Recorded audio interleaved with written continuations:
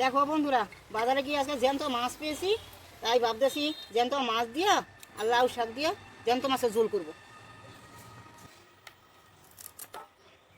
বন্ধুরা, এই কুমড়ো শাক দিয়া আর মাছ দিয়ে ঝোল করবো, তাই শাকটা কেটে নিচ্ছি। দেখো দেখো তাজা তাজা শাক, পাতলা করে ঝোল করবো।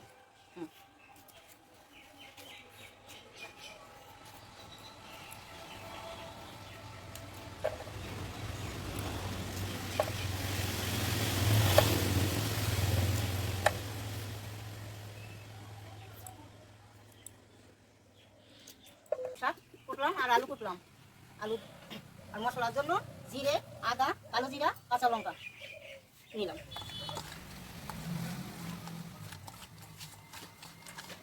গরম হয়ে গেছে, একটু তেল দিয়ে দিলাম।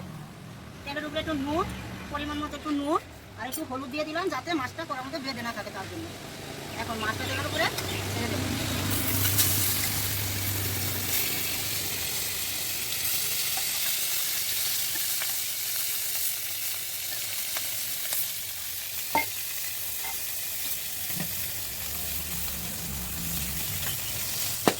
মাছগুলো কড়া করে নেওয়া যাবে, হালকা করে ভেজে নিলাম।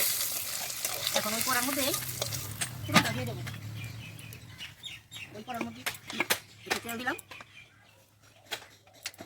কালো জিরে আর কাঁচা লঙ্কা পুরোনো দিলাম। এখন একটু নাড়িয়ে চেড়িয়ে ভাজিয়ে নিয়ে পেস্ট করা মশলাটা দিয়ে দেবো। পেস্ট করা মশলাটা একটু নাড়া যাবে, যখন দেখো তো ছেড়ে গেছে মশলাটা, তখন ওই সবজিগুলো সব দিয়ে দেবো।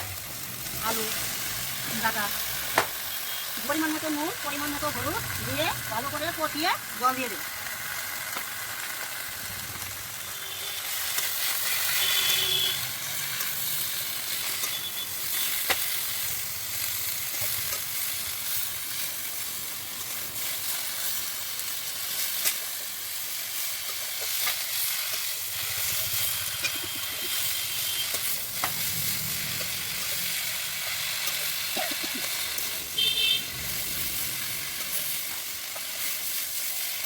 দেখো তরকারিটা কষানো হয়ে গেছে, সবজিটা এখন জল দিয়ে দেবো।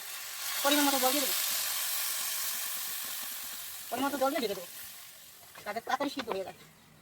দেখো মাছটা এখন দিয়ে দেবো, তরকারিটা সিদ্ধ হয়ে গেছে, দিয়ে ডাল ঢেকে দেবো। একটু করে নামিয়ে দেবো। দেখো তরকারিটা হয়ে গেছে, এখন নামিয়ে দিলাম, রেডি হয়ে গেছে।